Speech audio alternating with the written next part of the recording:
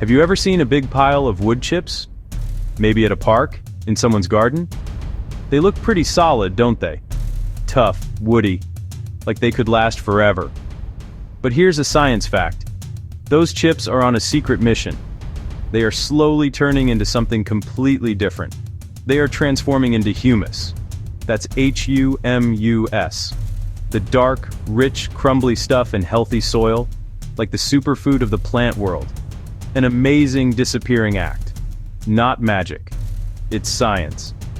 How does a solid piece of wood become dark earth? Let's get our terms straight. Wood chips are small pieces of trees, made of strong cellulose and lignin, the building blocks of wood. Humus isn't just dirt. It's what remains after microbes break down organic matter like leaves, grass, and yes, wood chips. Stable, dark, nutrient-packed. It smells earthy, like a forest floor after rain. The final beautiful stage of decomposition. This transformation matters planet-wide. It's a cycle. Trees feed on soil nutrients, wood becomes chips, microbes break them down, nutrients return, and new life begins. So, who are the secret agents behind this transformation? Not little people in trench coats.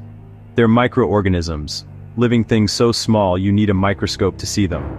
The main players are bacteria and fungi, the planet's cleanup crew. A pile of wood chips is a carbon buffet.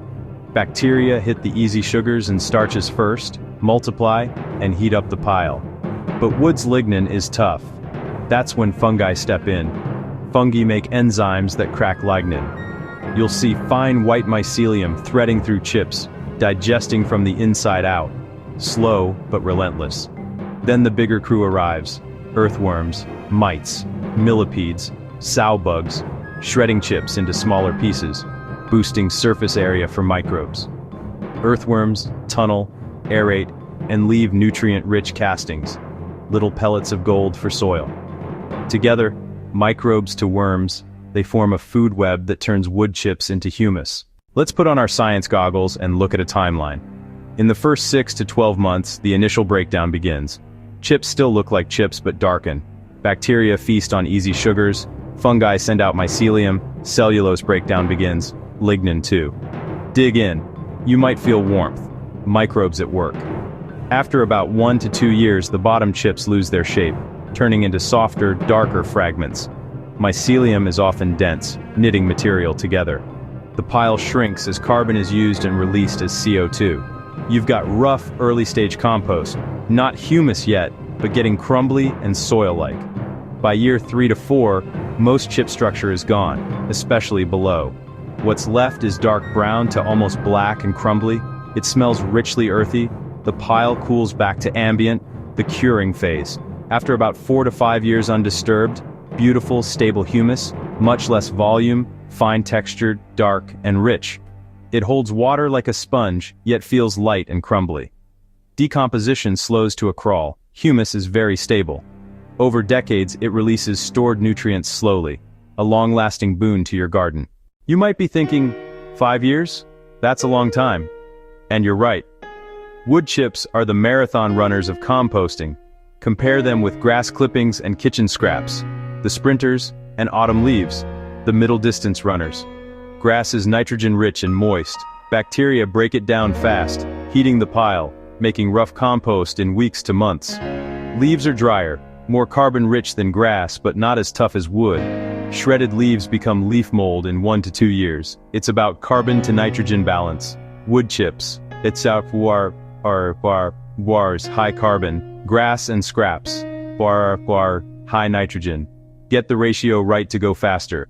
In hot compost, mix browns like chips and dry leaves with greens like grass and veggie scraps.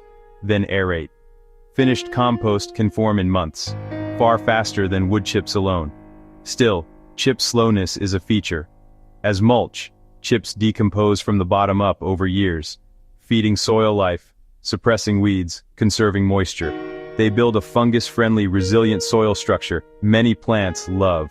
Slowness isn't a flaw, it's a feature. So why does it matter?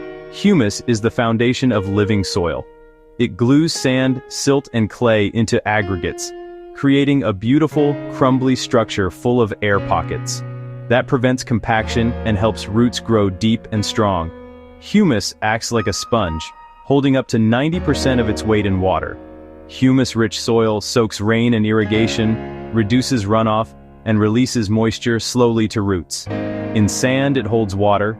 In clay, it improves drainage. Win-win. Humus stores nutrients, nitrogen, phosphorus, sulfur, then slowly releases them as microbes mineralize organic matter. Unlike synthetic fertilizer jolts, humus feeds steadily. It fuels a thriving ecosystem. Beneficial bacteria, fungi, earthworms, and other organisms that protect roots and make nutrients available. Add humus, or wood chips that become humus, and you feed the entire soil community. You build a resilient, self-sustaining garden.